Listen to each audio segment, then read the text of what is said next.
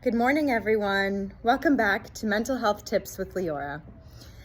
Thank you so much for joining me. I'm so excited to be back on this Friday, here to share some awesome mental health tips with you that hopefully can help you get through our weekend.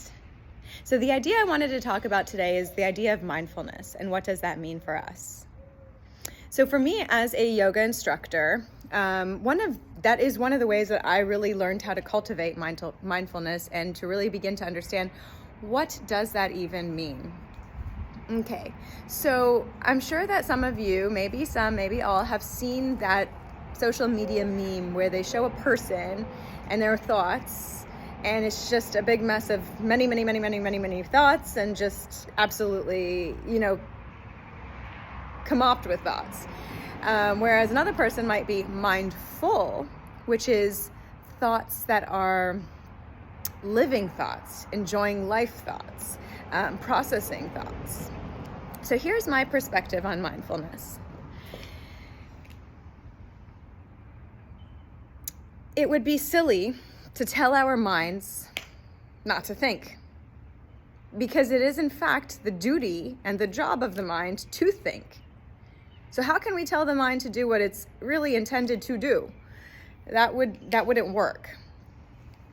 So a lot of people misconceive meditation by thinking they're supposed to sit down and completely relax and allow no thoughts to enter into their mind and just enjoy some bliss and peace. Well, that's not what usually happens in meditation. Unfortunately, we do live our lives and we do produce all these thoughts throughout the day. And when we go into our meditation, whether it be the morning or the evening or midday, whatever works for you, we quiet ourselves enough to where we can now hear and see our thoughts and then process them so that they are moved on and done with. We don't have to keep repeating them.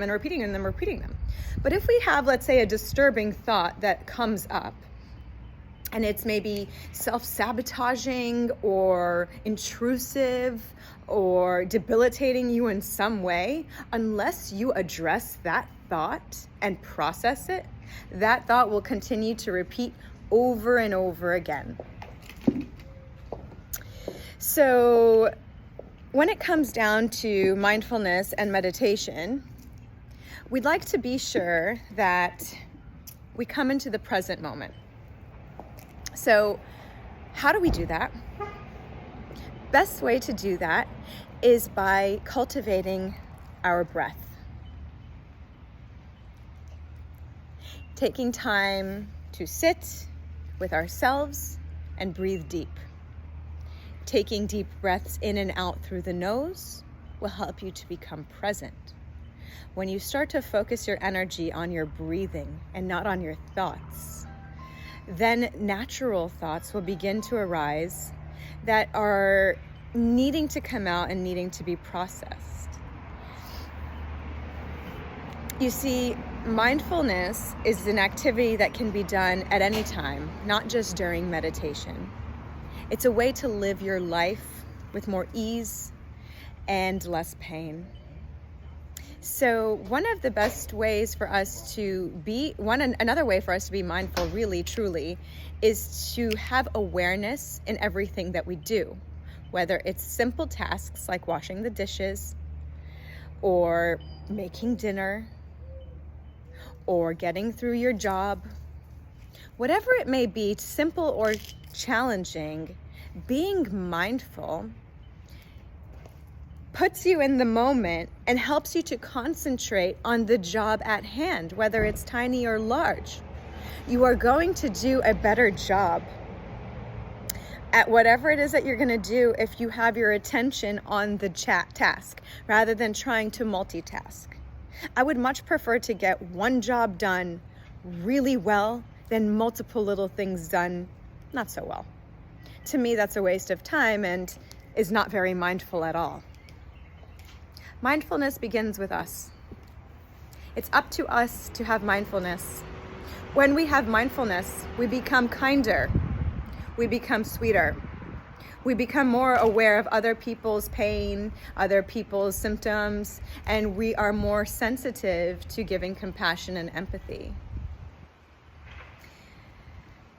Again, mindfulness is not necessarily a meditation. For me, one of the ways that I practice mindfulness is taking a walk without a phone, without any conversation whatsoever. A walking meditation where I just walk and I think, and thoughts come up that need to be processed while I'm walking. Other times I've done meditations like mindfulness meditations with watercolors, where I allow myself to just feel the way through the paint and through the water and experience what that feels like, every bit of it, the brush in the water, the brush in the paint, and then the paint on the paper. All of this is a way for me to become mindful with the activity that I'm doing. So even if it is giving my little daughter a bath before bedtime, being mindful and present, she will have an incredible bath time experience. However, if I'm focused on work or on dinner or on my hair, then my daughter's bath time won't be as nice. So the focus needs to be on what you're doing. Being present helps you to cultivate, again, so much more happiness, so much more peace, and a way just to live your life that's enjoyable. I am so happy to share this tip with you because it has taken me many, many years to understand and cultivate what mindfulness, what presence, and what awareness really means. So I hope that you guys have taken something from this conversation today.